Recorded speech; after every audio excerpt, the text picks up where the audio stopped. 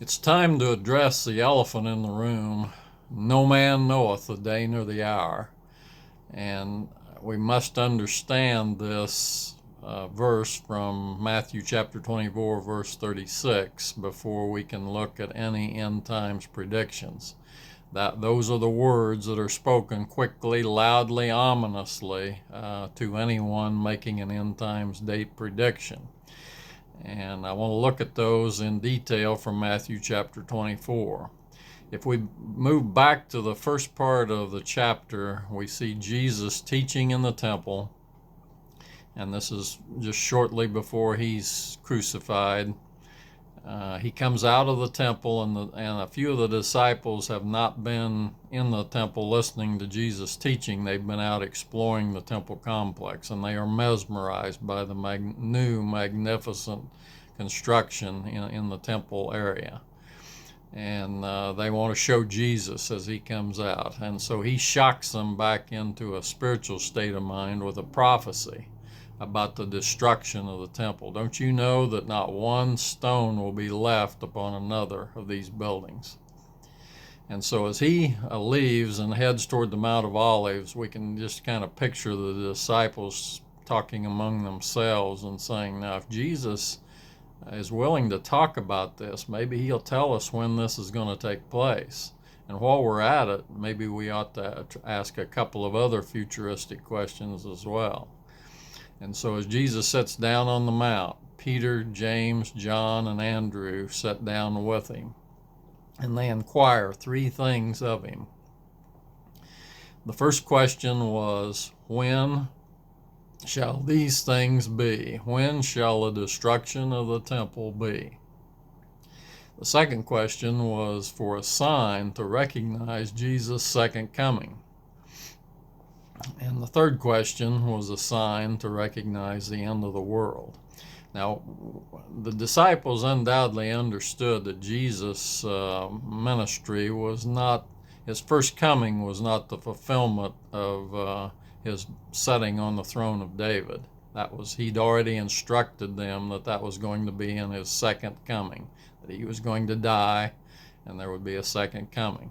And so this question clearly shows that they realized that. And he may have also told them that they would not know, no man would know the day nor the hour of his second coming, because they don't ask when that is. They ask for a sign to recognize its approach. And that was the same question for the end of time, a sign to recognize its approach. And we might picture that the disciples thought that they would be alive for all three events. They might not have been surprised if Jesus had said, the temple will be destroyed in 1 year, my second coming will be in 2 years, and the end of the world in 3 years. They expected to be alive for all three, and that's why they asked the questions.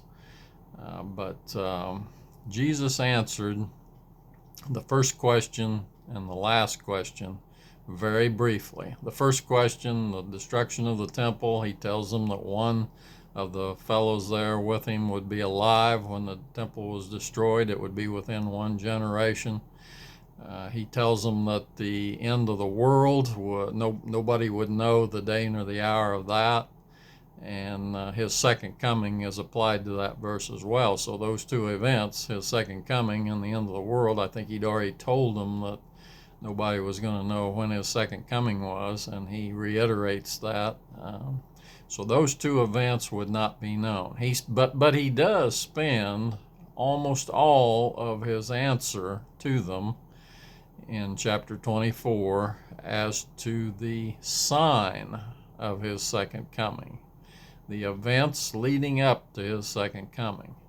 So that's going to indicate the approach of his second coming. But let's think about, kaboom, what would you ask if you were on the Mount of Olives with Jesus, knowing what you know now? What would be the futuristic question you would ask? It wouldn't be his second coming, because we're going to be coming with him to the Battle of Armageddon. It wouldn't be to the end of the world, because that's still over 1,000 years away.